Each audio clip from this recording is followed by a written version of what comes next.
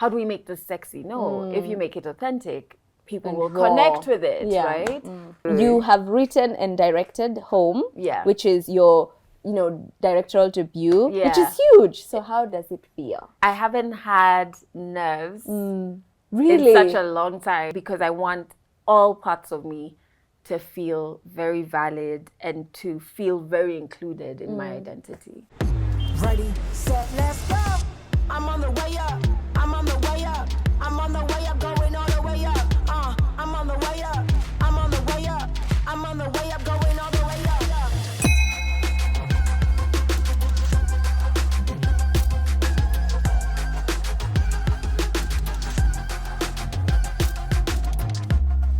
And you're watching the SNS.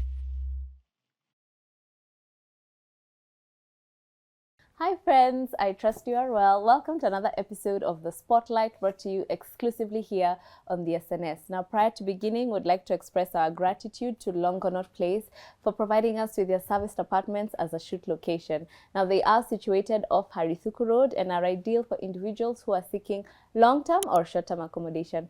For more information, feel free to check our description box down below. Now today, I'm trying to not fangirl so hard. First of all, she's so pretty. I think all the time you're talking, I'm just like, la la la, la la la, mashallah.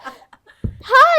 Hi, how are you? Fine, This is so kind of you. Thank you. Introduce yourself. All right, so my name is Adelle Onyango. Woo! Okay, that's it. I am a media personality. You've known me to be on radio. I'm a media entrepreneur. I run Legally Clueless Africa, which is a media organization. We amplify African stories and we prioritize the wellness of our African community. I'm also a poet, and now I am a filmmaker and a published author. Yes, there, done. You were just joking with Adele that she must be a cat on her 16th life, because how have you done all of those things? Yeah. How many hours are in your day? Imagine the same as Really? everyone. And Do you wake up at 3 a.m.? I sleep. No. No. Or do you not sleep? You don't even believe in sleep. After I was done with the breakfast shift, because I did the breakfast show at Kiss. Yeah. Please don't wake me up at 4 those witching hours. Like, Not if the it's not witching our hours. flight, please, I'm not there. Mark me absent. Yeah. So But you look gorgeous, and thank you for coming. You too. And good job you're doing. Yeah. Take camera it is in. ready. Take it in. So let's start. First of all, happy belated birthday. Thank you. You just turned 36. 36. And you don't look 21 forever. Oh my goodness. The thing is, like, I could not go back to my 20s. Really? Like, I'm like looking at 40, like, please, ancestors, Stop. make sure I see it. Yeah.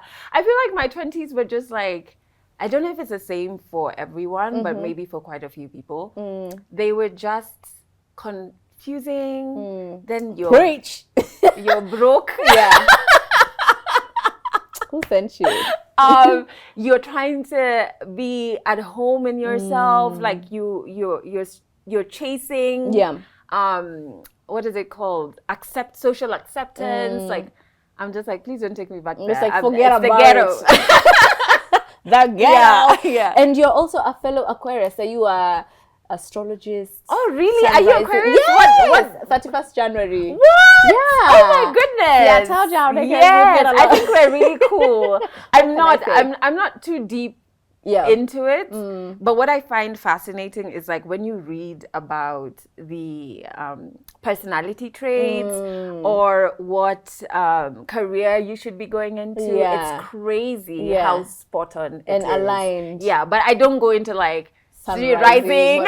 Same. Me and you are the same. We stop about Aquarius. Don't ask me any other questions. I tried once, and I downloaded this, like, I don't know if it's a map or whatever. It had all of these things. I'm like, why is this looking like math? Like, what's going on? You said forget about it. Exactly. Yeah.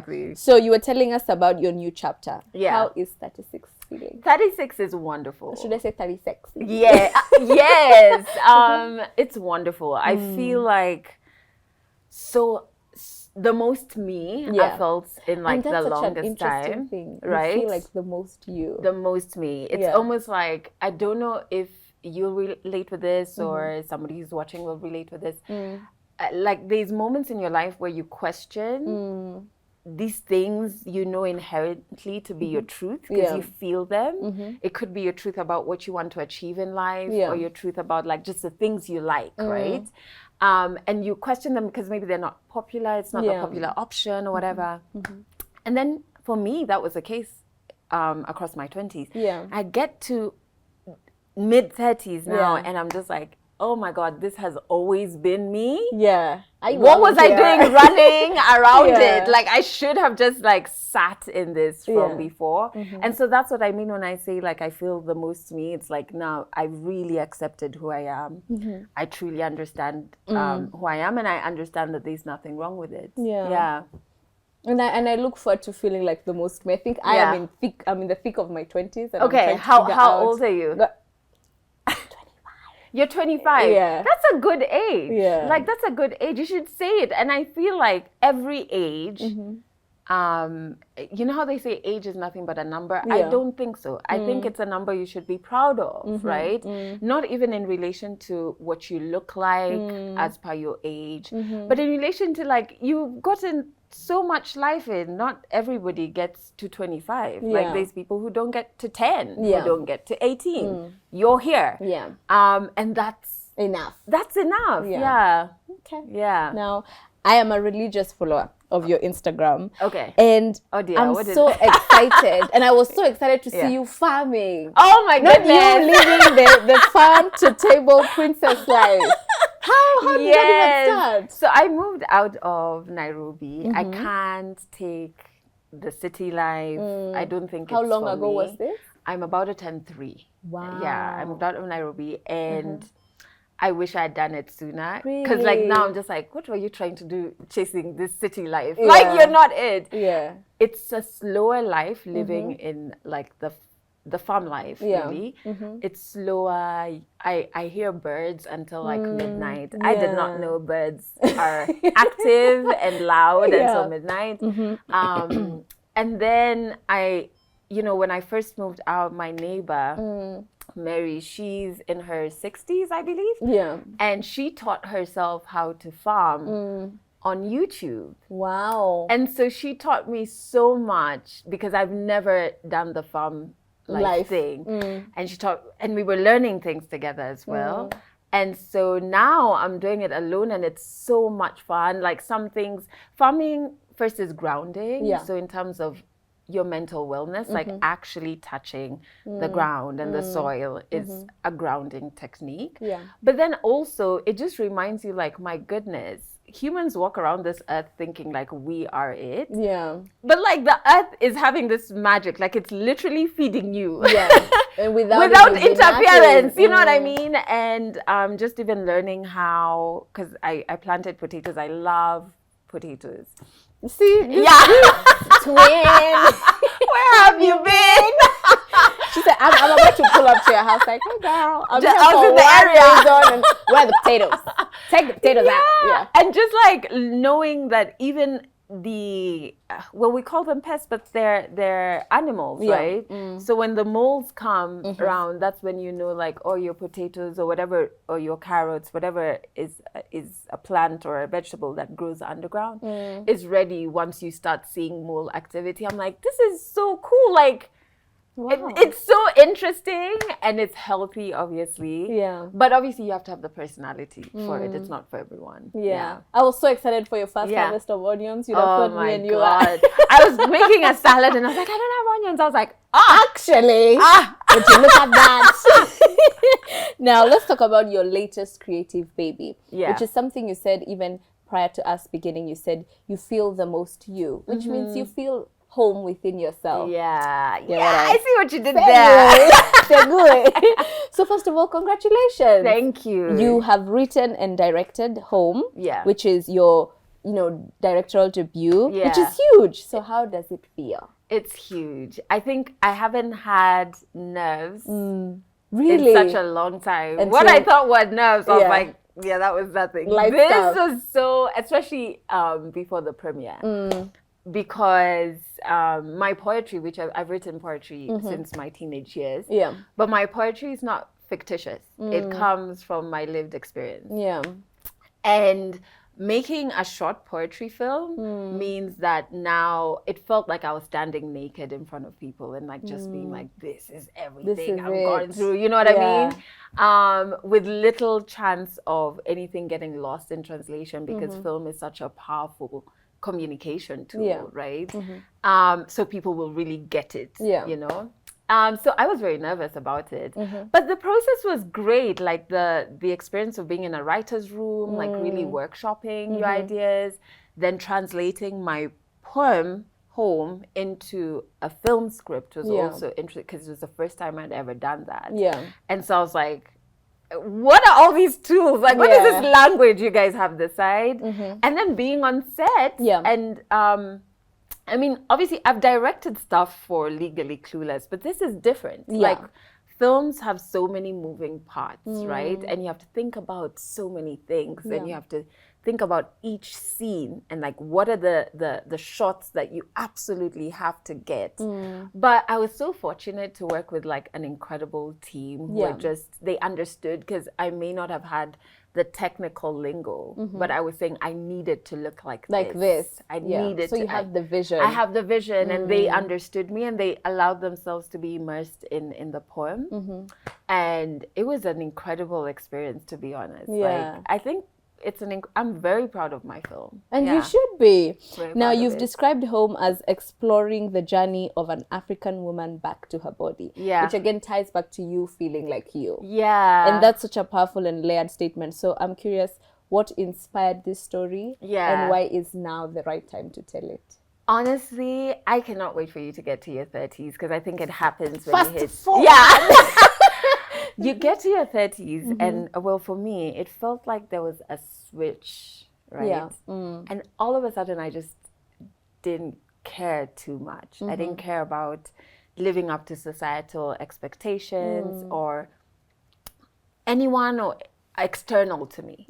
I was more like, what do you really want? Like, you've lived a pretty cool 20s life, because that's, you know, all my 20s I was on radio. But like, okay, what do you want? Like, what else do you want to do? And it doesn't matter. Like, where do you want to live? You know, do you want kids? No. Okay. What do you want to wear? What do you want to eat? What are the places you want to be? Do you like going for concerts? Actually, I don't. Okay. Like, you know what I mean? There's a switch that you're just like, I don't care about keeping up with anything or doing anything that I don't want to do. And starting that journey made me have to like peel back layers and do a lot of like, I guess they call it shadow work, but like literally being in therapy every week for like a year. And that just helped me come back home to myself, but also identify the places or the things or the communities that take me away from home. And sometimes it's easy to identify those places when they're toxic. Like it's easy to identify, this man is toxic for you, babe. You gotta go. You know, you know? But it's harder to identify, let's say we bring it home to family. If a well-meaning source doesn't align with your true north, it's hard to identify that because it's not toxic. And we'll make excuses for them. Exactly. To make sense of it. And you lose yourself. And then if we broaden it to like society and specifically for African women, there's a way we have to look, there's a way we have to talk, there's a way we have to dress. There are jobs that we're meant to be doing. Should you be in business? Yes, but if you're in business, be in business like this. If you want to talk about politics and governance, you need to look like this. You know what I mean? And I was just like, what? I want to be able to let all the women that make me internally, they are valid, right? And so it was just so powerful that I got to that point personally in time to authentically carry this film. Because you know, I didn't want to be premiering it when I haven't fully arrived there. But I have, and that's so wonderful. You know, there's a way you speak with so much passion, and we can tell Really? that you are having a ball. Yes. I wake up every morning and I'm so thankful to be here still. You know, I'm just like, yay, okay, we still get to do this thing, and I'm happy I've gotten to this point. Yeah. So I want us to now explore the themes in this film, home. Yeah. And now its broader meaning. So home feels like it speaks to so many things. Yeah. Our identity as African women, safety, and even just like a reclamation of power. But when you say it's about a woman's journey back to her body, it definitely speaks to the experiences of women, but most especially African women. Our relationships with safety, with autonomy and self-love. So as we prepare to now get to watching home and seeing the beauty that you've created, what would you hope for women to take away from this film? Oh my God, freedom. Like, I hope women watch it and just spot the BS. Yeah. Just like bullshit. You know, exactly. And start to think of themselves as less of a problem. And start that journey of figuring out who they really are and who they want to be outside of all the things that take us away from that. I would want women to accept their actual physical bodies as well, because we all look different. Yeah. But we're all meant to subscribe to one definition of beauty. That doesn't make sense. Yeah. So you need to bring what your definition is to the table so that it's as diverse as possible. Yeah. And then I want women to start challenging the spaces, be it the church or schools or family or society, that try and limit us, you know, to one thing, and in the process erode who we really are. But I think it really starts with you feeling at home in your physical body first, and then everything else is birthed from that. Like if you don't really feel at home in your body, I don't know what can be birthed from that that can be genuine. And that's not to say there are not days you feel like, oh my God, you know, eyes, right? But it's to know even in those days to soothe yourself, right? And to speak to yourself with love, because this is it's still your body and it's still powerful. It's still on your side. Yeah. It's rooting for you even as we're just sitting here. Yeah, exactly. And so it doesn't have to look one way. Like the way you are is absolutely fine. Yeah. Okay. Now, as we speak on the journeys of women, specifically African women, especially in industries that we would consider are male dominated, how has it been now getting into the film side of things as an African woman? Honestly, I'm so happy I got in now because like it is definitely male dominated. But I have to say there are very many men who have held my hand for this film to be the powerful thing that it is now, right? And so I do want to acknowledge that. And there are very many women as well who have done the same. I think the reason I say I'm happy I got in now is that any room I get into, I get in because I want to be in that room. And then that helps me know that I deserve to be in that room. Okay. So yes, I may have had small imposter syndrome here and there, but I also know there's nothing in this world I can't learn how to do. Like if I want to learn to be a doctor, I'm very sure I can learn how to be a doctor, right? Yeah. And so kind of having that helped me not look at the room and say, you know, do the ratios of like 8 men, 1 woman, and be like, am I meant to be here? You know? Yeah. I think internally my attitude to being in those spaces is I deserve to be here. Yeah. Like, let's go. Nakwani. Yeah. Exactly. True. Now, earlier in your introduction, we have seen you wear so many hats. Yeah. When I was telling Adele earlier, I am a student of journalism. I concentrated in broadcast. Yeah. I go, the teachers were like, do you listen? Listen, you know? And so I think I first encountered you as a radio host. And you're a poet and an author and an advocate and now a filmmaker. And you have evolved beautifully in every single step of this journey. So do you feel like each chapter from when you were a radio host to now a filmmaker has prepared you for this moment? Yeah, in different ways. And I wouldn't say only technically, because obviously there's a discipline. I was on radio for 10 years straight throughout my 20s. Like I didn't really have a life outside of media, right? Really? No, because I got into radio when I was 20. I hadn't even graduated.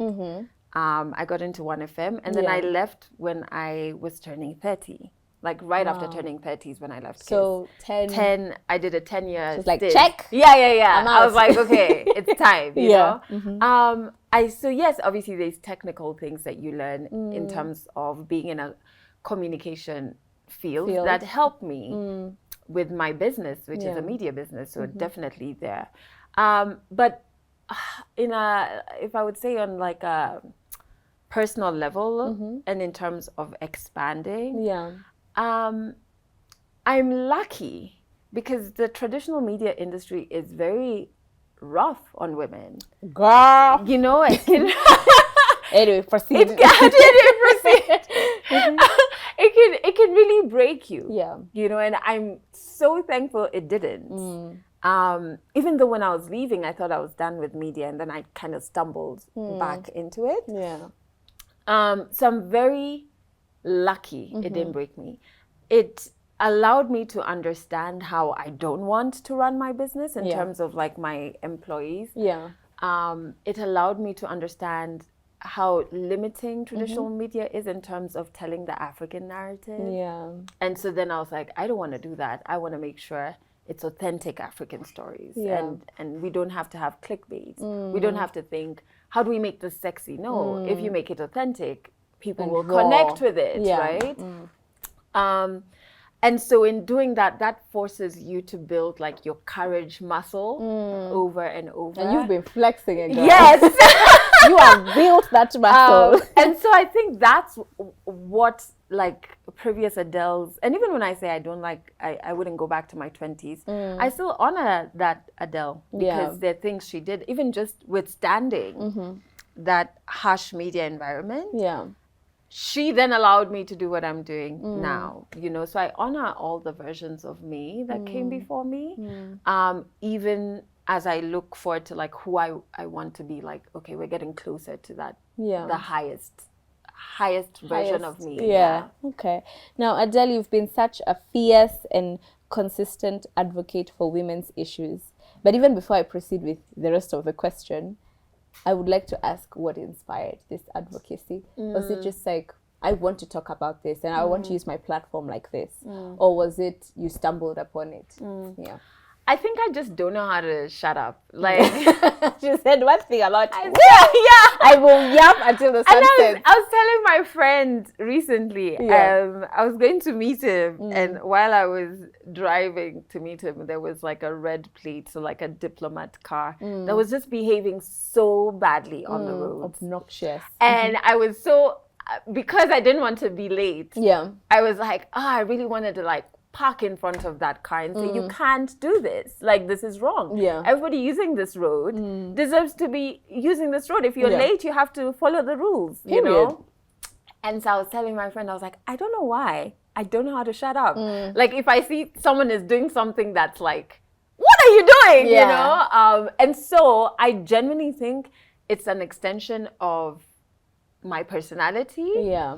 But then there's also the woman I saw growing up in terms of my late mom had similar traits. Yeah.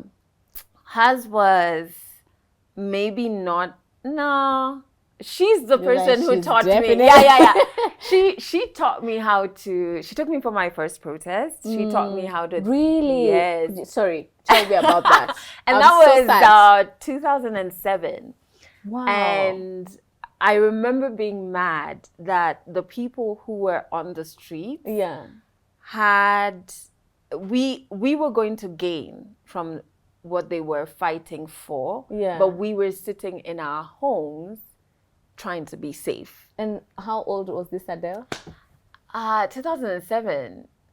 Well, I definitely was still a teen. Yeah, right? that's still very young. I was still a teen. I can't remember the exact, but I know I was doing a photography course at USIU, which is the uni I went to. Yeah. Because then I had this old school camera and we lived in Langata, and I was like, oh, you know what? I'm going to first try and go into Kibra and take photos of what's happening. And as I was trying to use this footpath that like, it's like a back route that connects Langata to Kibra, there was this police Land Rover. Oh, goodness. That was just like taking people, and I was like, yeah, nope. Sorry, love, this is where it ends. So I rushed out of the house, but my mom took me, we ended up going to the streets. Yeah. And she taught me when to throw back the tear gas canisters and which tear gas canisters you can throw back, because there's some that you cannot. Yeah. And when we got to town, which was like where, everybody who was protesting was meeting, she turned to me and I had my bottle of water, my face cloth, and my phone. And she said, well, you have the driver's number, right? I'm like, yeah. I'm like, I'm wondering what she's saying. She's like, yeah, well, when we go out, every man is like for himself. And literally, that's what, like, that's what happened. And bringing that back to last year's protest. There are very many I went alone. Because I was just like, well, I've been doing this. It's okay. We'll maneuver when we'll know what to do. And so growing up with a mom like that and seeing, she did a lot of breast cancer awareness, which at the time, as much as men can get breast cancer, meant supporting a lot of women. Yeah. And advocating for policy change in terms of cancer treatment in the country. Yeah. And running her own organization around that. And so seeing that just made it normal. Like if you see something that's not working, you speak up. And a lot of people think you speak up because you don't have fear. I'm very afraid. I was going to ask. There's so many. Last year, man, like there are times I would get back to my car, I'm just like, what? Not looking good, Bram. Yeah, just like that was close, but you do it afraid. There's never a state of no fear. Yeah. Like you just have to do it afraid. If you truly believe in something, you should speak up about it. Yeah. I think as Kenyans we have this attitude of like we wait for somebody else to do it. Yeah. And we shouldn't. And then we watch in the sidelines. Yeah. I think, and it still goes back to 2007, and I'm happy I learned that lesson then. It's like, why are they fighting for something that's going to benefit me? Yeah. Like, shouldn't I be there as well? It shouldn't be an issue of economic levels of like, oh no, we can stay safe, we can afford to be safe, so we're gonna stay. No, I think like at the base of it, nobody chooses to be born in certain areas. Nobody chooses to be born in low economic areas. Nobody chooses that, right? So that shouldn't be the decider as to who's gonna speak up or who can risk. Yeah, exactly. And if more of us speak up, which we saw last year, then it becomes easier because it's kind of like shared. And let me tell you, at every protest I left with a new friend. Wow. When you're running for your life, just gather friends. So now back to you speaking up, which Yeah. we have come to now appreciate that it's almost innate. Like Yeah. It's something that's been, and shout out to your mom. Right? May she rest in peace. Yes. You know, she instilled this in you even when you were younger, and you've done like through your Adelle Onyango initiative. Maybe you can tell us a little bit about that. Yeah, I think I started that because I am a survivor of sexual violence. Yeah. And initially I wanted to just save everyone and do everything. So I remember, I don't know if I was on radio yet. No, I wasn't on radio. I got all my friends who were like doing poetry and music and people like Wendy Kimani, even Edith Kimani actually. And I was like, we're just going to do like a photo project called No Means No. Yeah. And we're going to post that on Facebook. There was no Twitter or Instagram at then, the time. right? And we're going to post that on Facebook.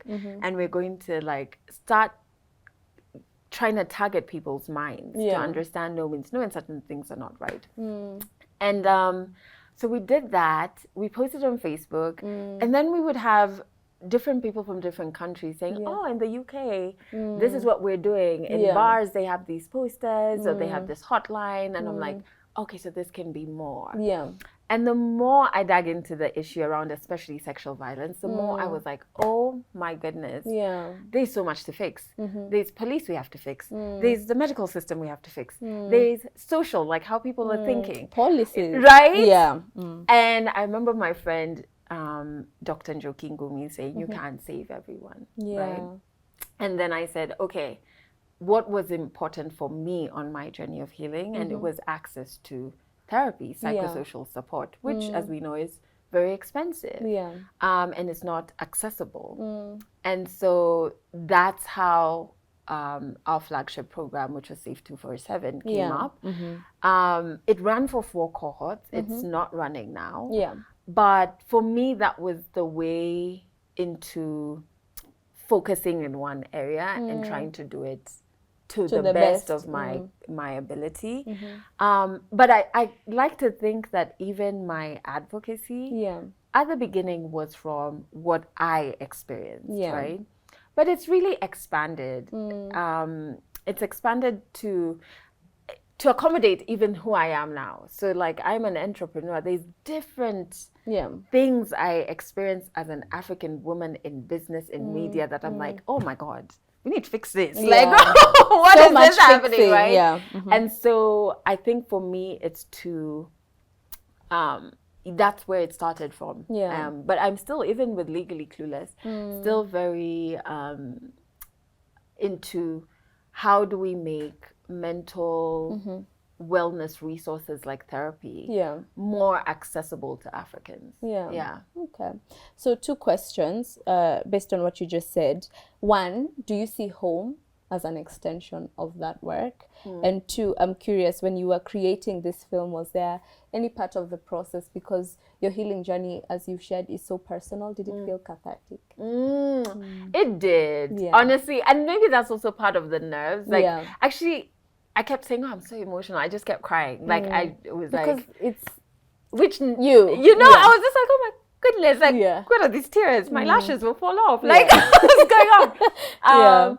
And so it was. And I think it's one of those moments I felt so proud of myself. I know I've achieved a lot from the outside looking in, when people look at like, what does success look like and career highlights. But I think for me, this felt like a moment, like the moment, because it marked some sort of success in healing, right?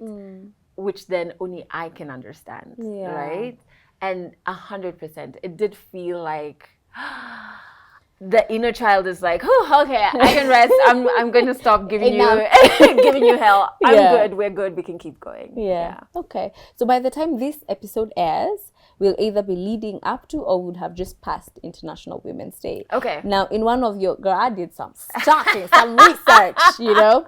In one of your 2021 keynote speeches, you said, as African women, we must refuse to reduce who we are. Yeah. And that really stuck with me. I was at home with my laptop like, you better preach. That's one of my favorite, like, it's going to sound so conceited, but that's one of my favorite lines by me. Oh, baby, you ate.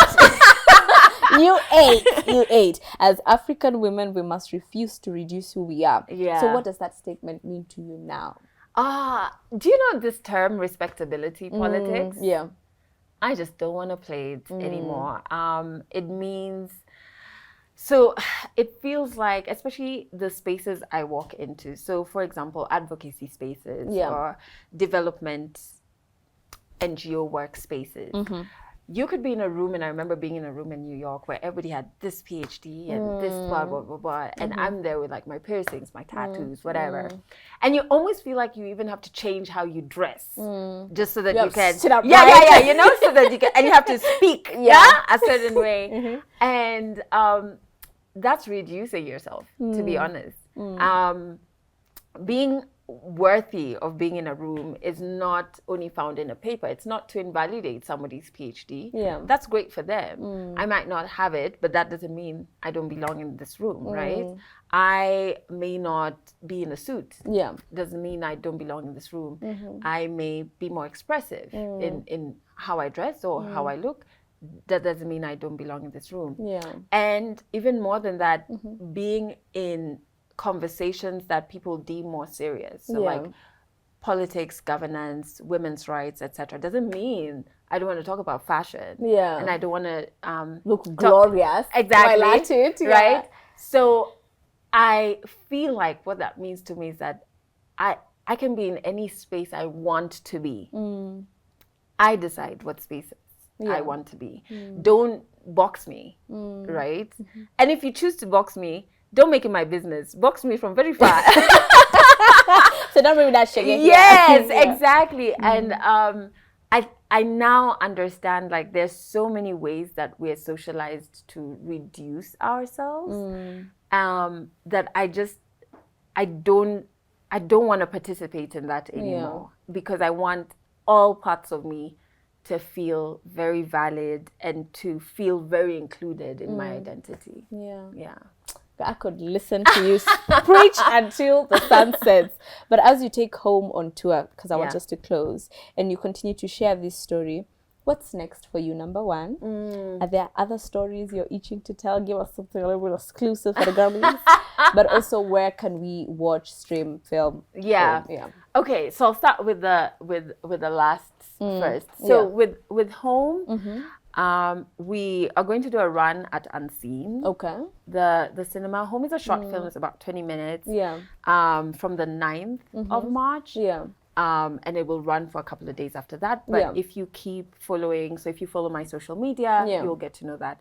After we finish the run, then we will be able to put it on an online platform, which is specific to the project that Home falls under. That's called Kenya Creates.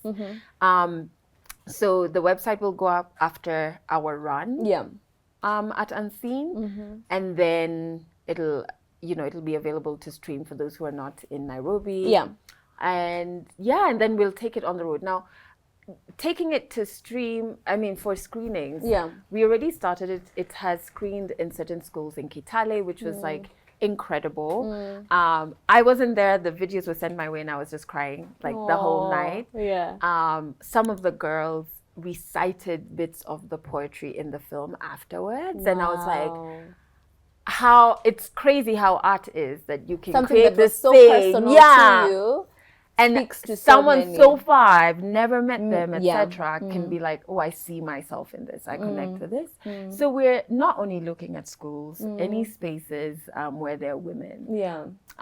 This would be a great time to say, if you run an organization and you feel like these themes around home speak to what you do, please reach out. Like, I want as many people to watch this. So the screenings, which are more, the public ones, obviously it's Unseen, and then online. So from the 9th. And then doing screenings that are more private for schools, unis, women's groups. Hey, even if there's somebody watching this that's running a men's something, and you want to see her, it would be nice for you guys to get a peek into what is the lived experience of women, so they can just reach out to me on social media. All right. So any stories you're itching to tell? Any exclusives? Give us a little something. There's so much. It's so hectic to keep up with what I'm working on, but I am working on a new show that we will be launching soon. Yes, I'm so excited.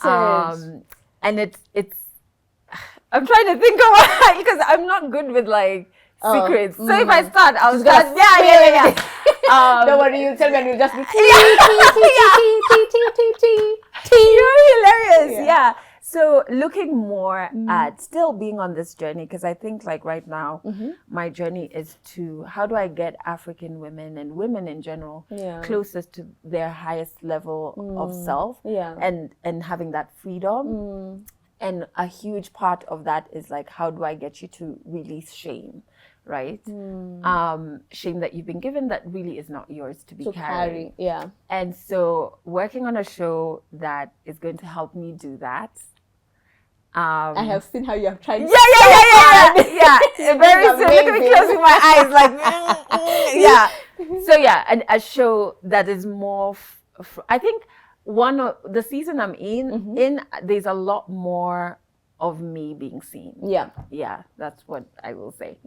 As an African woman. So that's the key way. I don't want to give away too much. Thank you so much, Adele. Thanks for having me. This has been lovely. This was wonderful. Thank you for sharing with us home.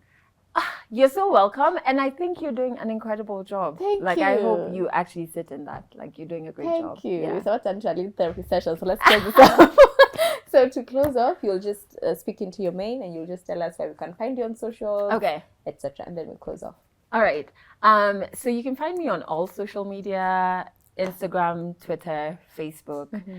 Adelle Onyango, and TikTok as well. You can go to my website, adelleonyango.com, and you can listen to me 3 times a week on Legally Clueless. Just go to legallycluelessafrica.com. Yeah. And you can also find her here. Yes, that too. And we hope to have you again Yeah. when the other baby comes out. Yes, Stop over thanks here. for having You're always me. welcome.